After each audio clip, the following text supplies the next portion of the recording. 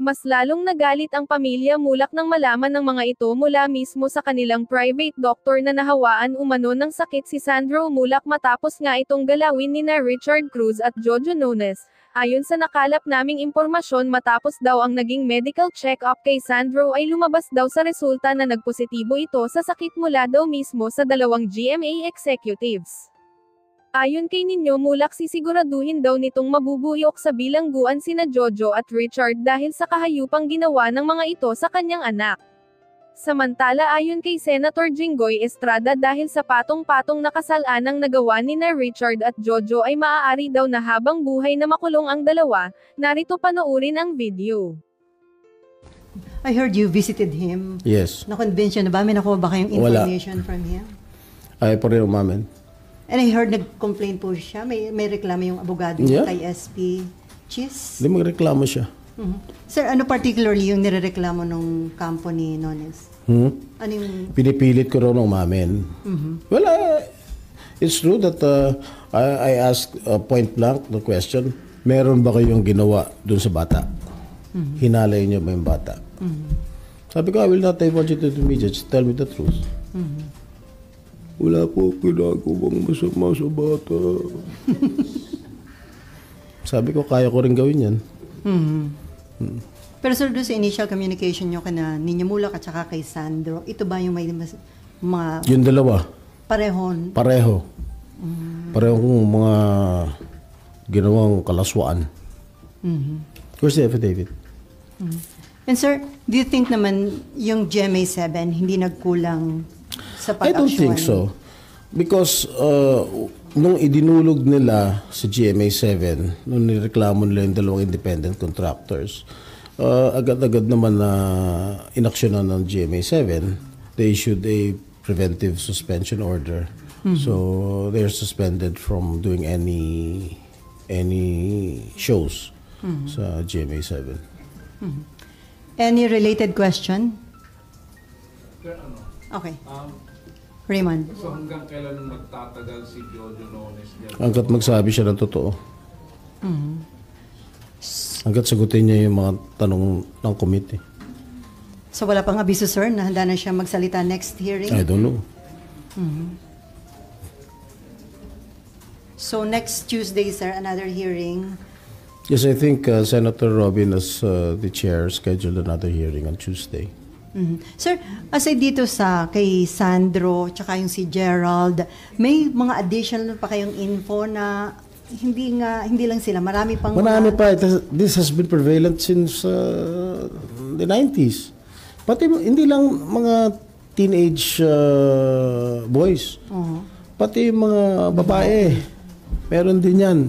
So it is about time to do something. For example ako.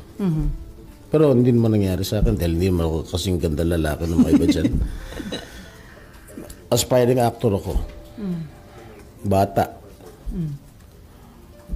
Gusto ko sumikat. Gusto ko magkaroon ng project. Tapos itong mga ito, sige, bigyan kita ng project. Kakast kita sa ganyan. They're luring. Nilulure nila yung mga bagong artista. Siyempre, ako, gusto ko sumikat. Susunod ka na. Susunod ako.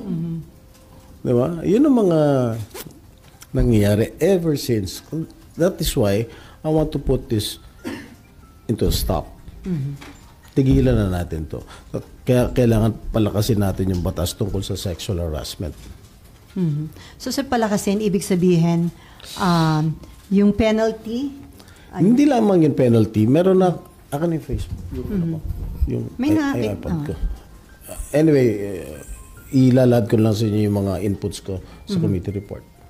Okay. So may identified na ano yung mga ile-legislate nyo o amihandahan nyo na batas. May bagong batas kayo na isusulong o amendment lang doon sa existing law? Depende. Depende. Baka may bagong batas tayo i-introduce. Basta we are doing this in fairness to the Committee on Public Info and Mass Media.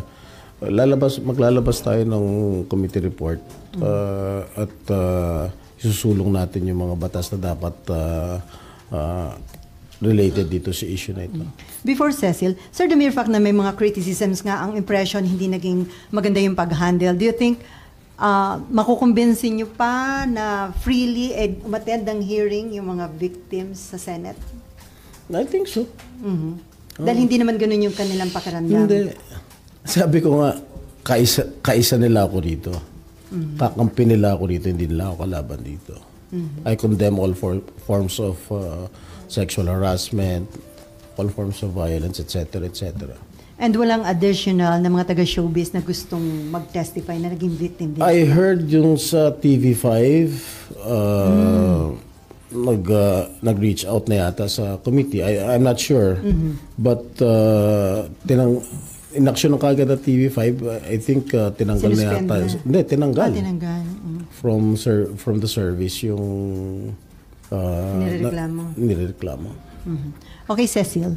Sir, two things. Yung panawagan natin doon sa mga biktima na hanggang ngayon ay tumatahimik for fear na, di ba, parang natatakot at nahihiya. And at the same time, yung warning doon sa mga perpetrators. Doon sa mga nabiktima na, they can come out in the open and come here in the Senate, and I'm willing to give a helping hand to all of them. Hindi sila dapat mahiya. Hindi na sila dapat mahiya.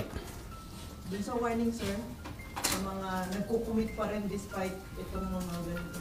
Humanda na sila dahil magpapasa tayo ng panukalang batas, a stiffer penalty against them. Okay, no more relate. Okay.